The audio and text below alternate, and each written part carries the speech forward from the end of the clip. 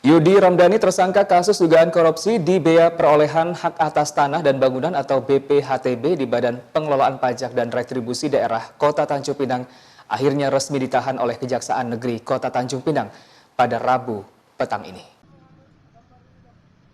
Kepala Kejaksaan Negeri Tanjung Pinang Joko Yudoyono dalam jumpa pers bersama sejumlah awak media menjelaskan kasus korupsi BPHTB di Badan Pengelolaan Pajak dan Retribusi Daerah BP2RD Tanjung Pinang.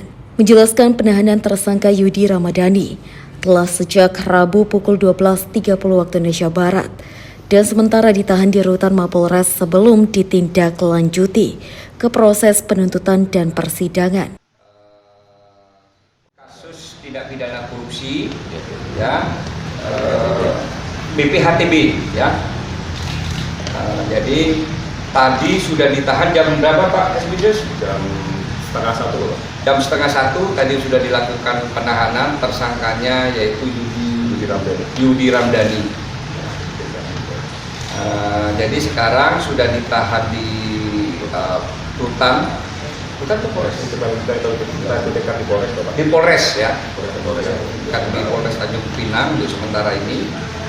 Nah ini nanti akan kita tindak lanjutin terus sampai penuntutan dan persidangan. Prolog dari saya mengenai Kepala Seksi Pidana Khusus Kejari Tanjung Pinang Aditya Rakatama menjelaskan modus yang dilakukan oleh tersangka yang diketahui merupakan kabid aset BPKT Kota Tanjung Pinang dengan melakukan penginputan BPHTB melalui aplikasi BPHTB online menggunakan sarana laptop dan komputer yang ada di kantornya. Sedangkan sesuai aturan, tersangka tidak mempunyai kewenangan, namun menerima pembayaran BPHTB dari 2018 sampai 2019 tanpa disetorkan ke rekening resmi hingga merugikan negara senilai 3 miliar rupiah.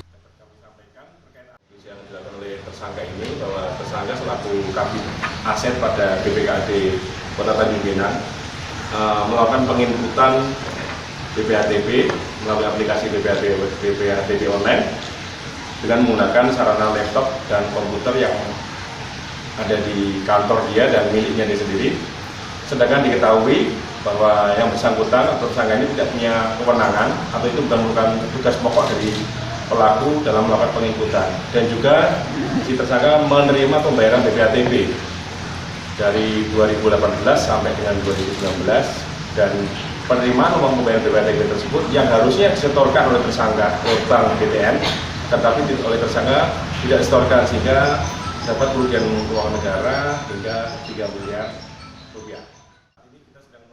Adapun terkait aset tersangka, saat ini Kejari sedang menunggu tim penyidik kejaksaan yang telah melakukan penelusuran. Harapannya kerugian negara dapat dipulihkan dengan adanya aset yang dimiliki tersangka. Sementara itu, menurut pengakuan tersangka, uang tersebut digunakan untuk kepentingan pribadi. Apabila nanti berdasarkan penyidikan di persidangan, lebih lanjut ada kemungkinan dalam kasus tersebut bisa jadi ada tersangka baru lainnya dalam kasus tersebut. Tim Liputan Tanjung Pinang TV melaporkan.